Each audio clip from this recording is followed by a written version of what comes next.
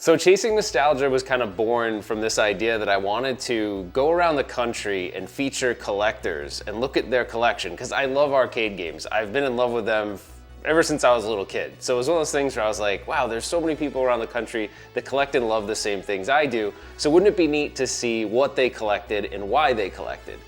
But over time, as we filmed like episodes 1, 2, and 3, it kind of morphed into more about the person than the collection, which I didn't anticipate it to go that direction, but we met so many cool people with so many unique personalities throughout the series that you kind of saw it really morph into, you know, highlight of the person versus a highlight of their collection. So nostalgia for me is bringing you back to a simpler time where there's something in your life that was really impactful that you remember, and it brings back happy feelings. So that's why I love arcade games, because my grandfather, I'll use him as an example, he used to bring me to the Dream Machine in Lincoln, Rhode Island. I've talked about him before a bunch on the channel, but he did everything with me and he invested in the things I loved. And so when I do play an arcade game, it makes me think back to that awesome time I had with my grandfather. So sometimes it's less about the games and more about the feeling it gives me when it transforms me back to that time. Now the challenge is, how do you create a show based on this feeling? So Ralph got a hold of me and we had a big conversation about this concept. How do we breathe life back into the past when so many people tend to forget that that part of their life that they cherish so deeply even existed? And so, Chasing Nostalgia was born. So like I said earlier, Chasing Nostalgia sort of morphed into more about the guest or the person we went to visit than the collection itself. There's a lot of commonality in all these people. They were all welcoming. I mean, we went to them in a lot of cases, so they were welcoming us into like their home or their game room. So they were very welcoming, they were very friendly. The common thread is that they all have that same feeling I was talking about. And the challenge was like, how does someone watch this series and also experience that feeling? Because they all love these games for various reasons, but most of them really root back to, like we talked about earlier, nostalgia. So episode 1 started with Jeff Oler, AKA Arcade Hollywood. He's a really cool guy with a ton of energy, and the funny thing is he invited me to go check out Barncade, but this was kind of before Chasing Nostalgia was even a concept. So when I thought about the show idea, I was like, well, he would be a great first person because he's already been talking about me and he has something unique in the idea that he built a barn for his arcade. So what like a perfect person to go visit. The moment you meet him, he's super full of energy, but together we found a way to sort of make it happen. But it was funny because we walked through the door and he just started the show. Like, we didn't even tell him what we were doing or the concept, because we don't always really script it very much. We kind of just have an outline, but he just went. And it was awesome. He was such a good host. He fed us literally the whole time. Like, there was not a moment where we weren't eating food. And after we ate food, he was offering us more food. So from a hospitality standpoint, I don't think there's been any better guest feeding us and keeping us sort of like on track as far as food goes than Jeff. That was when we had the why people collect concept, and it was really fun to just like hang out on his back patio. He has this awesome view in the backyard, and we were just drinking beers. But what was kind of distracting about that is the cicada bugs, which are these crazy flying bugs, were like out in full force, I guess, and they only come out like every so often, and I hate bugs. So it was like I was terrified but trying to stay focused on the show at the same time. And then, I don't know, we just had like a lot of weird mishaps on episode 1. Like, there were bugs, you know, we were definitely overfed, but that's a good thing, I'm not complaining. But then the hotel slash Airbnb we stayed at had a bat problem. So that was just a whole other thing. So I don't like bugs, and I definitely don't like bats. Dude, you should be looking that way. Why do you think it went back up? Because he's not down here. Oh shit. And we had to deal with both of those when we were shooting that episode. But overall, we had a great time, and I continue to be a close friend with Jeff to this day. Now let's talk about David for episode 2. So David is like the coolest cat you could ever meet. Like, he's just warm, welcoming, really friendly. He's one of those people, I'd say, in the hobby that really wants to see other people get that first machine and see their face light up. And so he's all about nostalgia. That's basically what drives him 100%. And he loves Pac-Man. He has this whole row of Pac-Man machines. So He's just very well invested in the hobby, and as a matter of fact, a lot of people looking for machines around the Arizona area know David because he sources a lot of machines for people. He gives them good deals, he doesn't price gouge. He's just really an awesome person, and he really contributes a lot to the hobby. But the funny thing about that episode is, unlike the Jeff episode, we basically didn't eat. Like, we didn't eat the whole time. So I was kind of at Mason, and we were at each other, and we were kind of going back and forth. But as the day progressed, and normally we have that balance when we work, but this was not good because I got hangry. Mason's probably, maybe it's his age, I don't know. He's able to maintain with like not as much food as me. Hold on. Are you sure you're just not the guy that needs to carry Snickers in every single scenario of your life? But I was being a pain in the ass to work with. I'll tell you on this one, there are many moments where I think Mason wanted to kill me, but we got through it. And David was so nice. He took us down to this Cobra arcade bar, which is actually, there's a location in Tucson and in Phoenix. And so he showed us what he does there and a little bit of behind the scenes on that, which I thought was really cool. But you know, in pure David fashion, he was just an awesome guy to work with. We had a great time. I'd say the only real issue was that we literally showed up there at 10 a.m.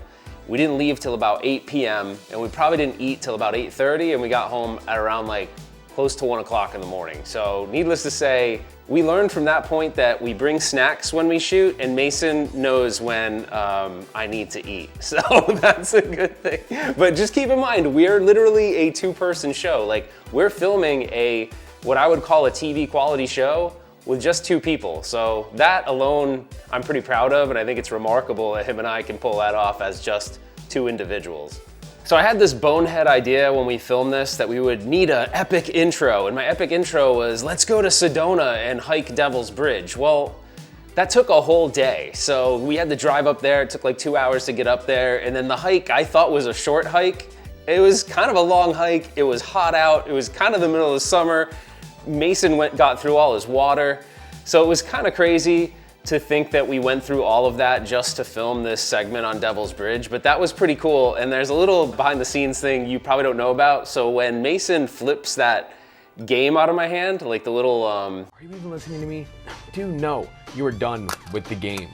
Ambernick handheld, that actually, the sound of that was not actually the sound of him doing it there. We actually recreated that sound here at my house because, I don't remember why actually, but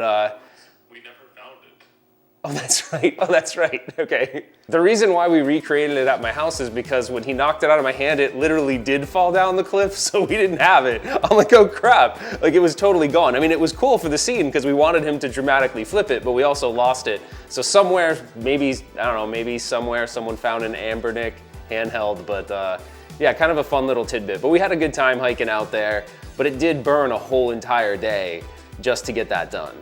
So for episode 3, we found ourselves at the Pinball Expo in the Midwest. It's in Illinois. This was a really cool event, and this was probably the episode where I feel like Mason and I figured out the formula. Like, we figured out how we can film and structure these the way that you guys most enjoy them, and the process became natural at that point as to how we wanted it to come across to the viewer. But this was really fun because we got to meet Todd Tuckey, Doc Mack, for the first time. Doc Mack is the owner of Galloping Ghost Arcade, and Todd Tuckey owns TNT Amusements. Those are like idols to me. So for someone that's been really in the hobby in the sense of being, you know, into arcades for a really long time, but really following someone like Todd from the early, you know, late 1990s, it was really cool to be able to meet him in person because I had only watched him on YouTube up until that point. And then Doc, obviously, everyone knows him because of the ownership of Galloping Ghost Arcade. So we got a chance to go check that out. He invited us in. He really did it like to the nines for us. We got a chance to go check out the Sega R360, which was really cool, and the TNT twins were with us. It was me, Todd, Arcade Hollywood. So this was like my second time doing something with Arcade Hollywood, so it was like our second collaboration together. And we just had a blast. It was complete chaos though. Like, it was play pinball, do this, do that. And speaking of pinball, this was the event that I think was the turning point for me, where I was like, how am I missing out on this awesome, enthusiastic group of people who have been supporting the pinball community for so long? Pinball wasn't really something I was that into, and I'm glad that that event happened because number one, it kind of led me to buying my first pinball machine, which was a Jurassic Park Pro, and now I have you can't see it in the background, but I have a Stranger Things as well. yeah, I love pinball now, and it kind of sparked my love for it at that point. Outside of that, it was just a really fun event. I think that's going to be an annual thing. We went last year, there's a video on that, so we definitely focus a lot of time and effort on the Pinball Expo, and if you have never gone to that show, it's one you're definitely going to want to go to and support if you can.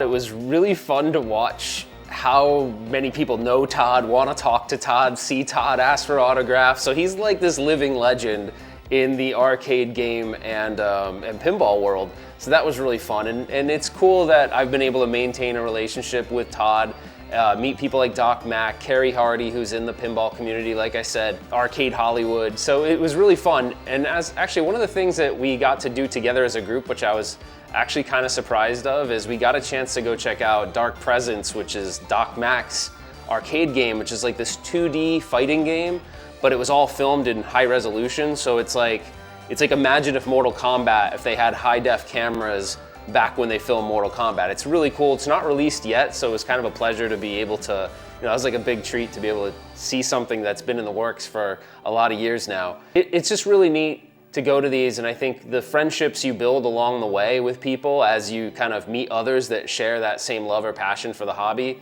there's nothing better than that. So episode 4, we went back to Arizona. We did it right before it got hot. It was probably April of 2022 when we filmed this episode. And I didn't know what to expect out of this episode because Cole actually reached out to me and he said, hey, I saw your Chasing Nostalgia series and we have this really cool rooftop storage room that's almost untouched for the last like 20 years and it's got a lot of arcade parts and various things in it. It might be kind of neat for one of your episodes. So Mason and I got on the phone with him. We talked a little bit to him about what we might do, but I was always kind of worried about what the outcome would be because we never really filmed in a location that was not someone's collection, and this was like amusement rides, so he gave us free reign of the park. So it was amusement rides, it was bumper boats, it was a haunted house thing, it was, the arcade. So there was a lot to look at and do. We even got to eat like this amazing, they got this really cool, it's like this pizza place on location that doesn't seem like it should be there, but it is, which is pretty neat. And yeah, we enjoyed our time there. And that room upstairs, the room that's on the roof, like I didn't really know exactly, he walked me through it, but he didn't tell me we're gonna have to go up a creepy ladder and I'm gonna have to crawl through this small door. Like he left all of those details out. So when you see my reaction, I was genuinely shocked and surprised about that.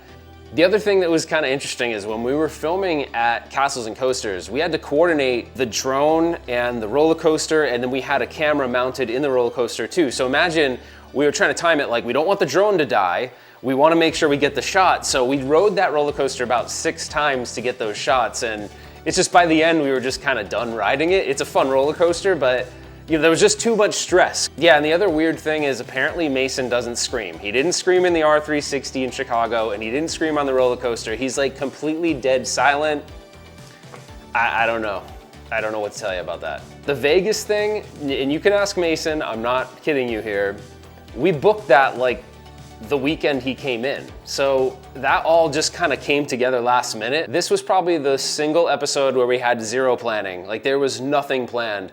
And that's my fault, like life got busy at that time and we wanted to film an episode to keep the cadence going, but I don't know, it turned out probably as one of my favorite ones and we had almost little to no planning. The other interesting fact is when you see Mason and I check into the Circa Hotel down in Old Town Vegas, he stayed the night, but I didn't stay the night, but the way we filmed it would imply that I stayed the night as well. And so it was Mason's first time in Vegas, so I got to see some of his reaction to Vegas, but the filming at the end of the episode is kind of him alone, which I find it really cool. I don't know.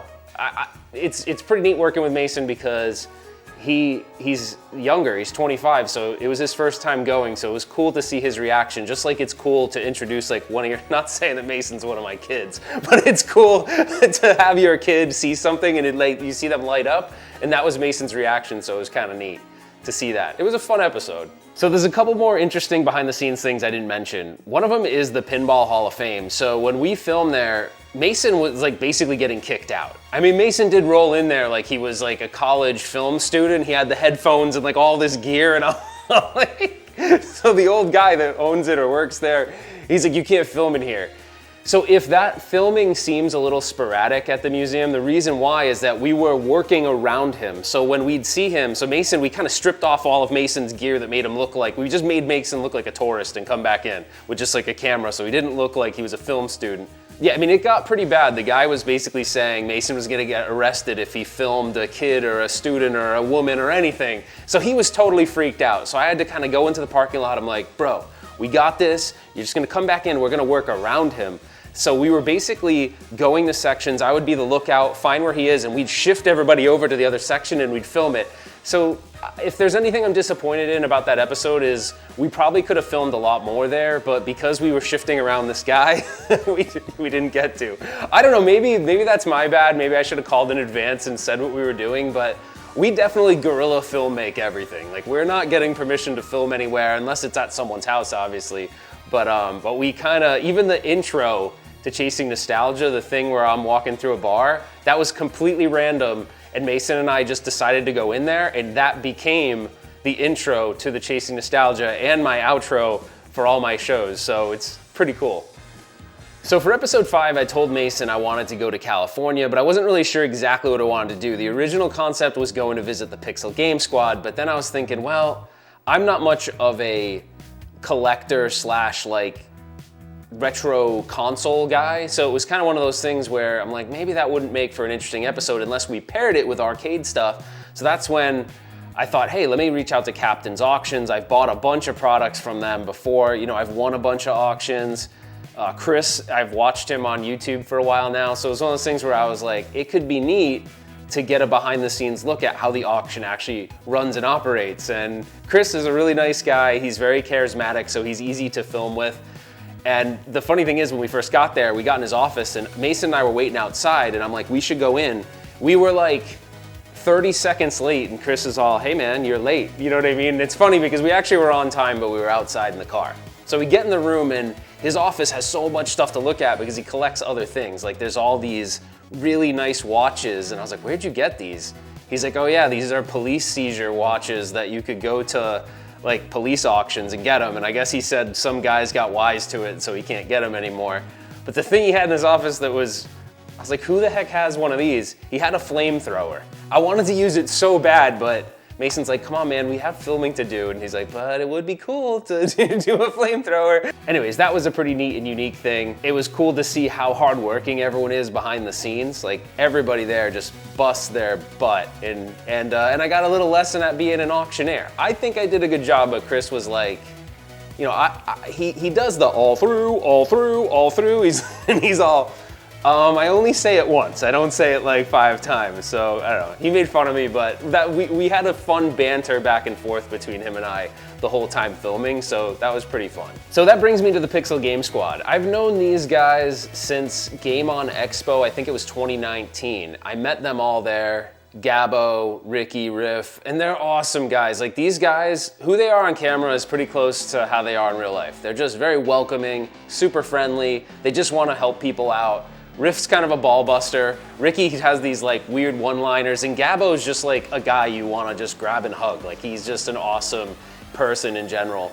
But we had fun. I got to see this behind the scenes look at how they go game hunting, and although it's not something I really do, although I do hunt for arcade games, it's very different hunting for console games because a lot of this stuff's like hidden in the rubble, you know, and it's not like you walk into a room and you go, there's a Sinistar, there's a Pac-Man, you know, it's not like that. It's like you have to dig through all the junk to find the good stuff. So I was definitely way out of my element, but I appreciated that they walked me through it. I learned a couple things, but really the fun of it was hanging out with those guys. Mason he loves those guys too, so it was just, they were just really fun, welcoming to hang out with. And I thought it was a cool addition to the episode because it brought in a different audience that maybe is more on the retro gaming side, but doesn't really do much of the arcade gaming stuff. Okay, so before we wrap up, I want to talk a little bit about some of the challenges we have in filming this. It takes a lot of time and money and effort to film a passion project, and that's exactly what this is. My goal isn't that we're making money off this. That's not at all what it is. It's really trying to say, how can we build something that showcases these people? And the thing is, it wasn't really initially about the people. It was about the arcade games, but it kind of morphed into the person behind it. And I think that's actually the better story to tell, is the story about the people behind these collections. But getting back to the challenges in filming it, I mean, Mason has a term he uses now, trust the process. And in the beginning, I didn't trust it. It wasn't that I didn't trust him, it was just that I probably overcomplicated things. It'd be like, we don't have enough footage, or oh my gosh, like we don't have a story here, or whatever. And he'd always say, trust the process, trust the process. And I think I finally started to trust the process around episode 3. And those 3, 4, and 5 went a lot smoother than 1 and 2 did. Because 1 and 2, we hadn't, I guess maybe filming on location, we hadn't built that full trust yet. And then we had a set of challenges that we worked out through episodes 1 and 2. Like 1, I was overfed, and 2, I didn't have enough food. And him and I will bicker from time to time, even when I'm not hangry. But we move past it way faster now than we did before.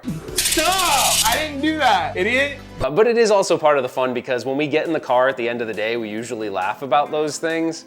But it took us a little while to get to that point. I'm sure there were times where we were frustrated with each other and we just like filmed and got through it. But then, now at this point, we just kind of laugh it off. So as far as the future and what the future holds, we're continuing the series in 2023. It's probably gonna be a bit more challenging to film though, but I'm excited about some of the potential people that we're gonna go visit. I think we have a good lineup of people. We haven't committed to anything yet, but I feel pretty good about the couple places we wanna go, and I think we'll bring some unique perspectives in. Mason, I think, is like also challenging himself for some editing things, so I think you'll start to see some like improvements there, even though I already think it's really good and well done. But we're always trying to make it better, and I'm excited. I'm excited to meet new people, gain new friendships, and share that stuff with you guys. So I guess in closing, what I would say is thank you for the support of this. This is truly a passion project. Without you watching and supporting it, I don't know if I'd be as motivated, or Mason would be as motivated to continue. So I feel like it's like a really cool showcase also for Mason and his talents. Like I think it's pretty neat to see all the improvements that Mason has made throughout the process. And so like we're getting closer and closer to what I would call something that we could, give to someone and say, this is already made for TV, which is pretty neat. Now, whether or not that happens, it doesn't matter. But what really does matter is that we're all sharing this together. Hopefully it evokes that feeling you remember when you played arcade games back in the day. And hopefully you also realize there are a lot of people just like you out there that have the same love and passion for this stuff. So thanks so much for watching, guys. Put your comments below, and we'll see you on the next one.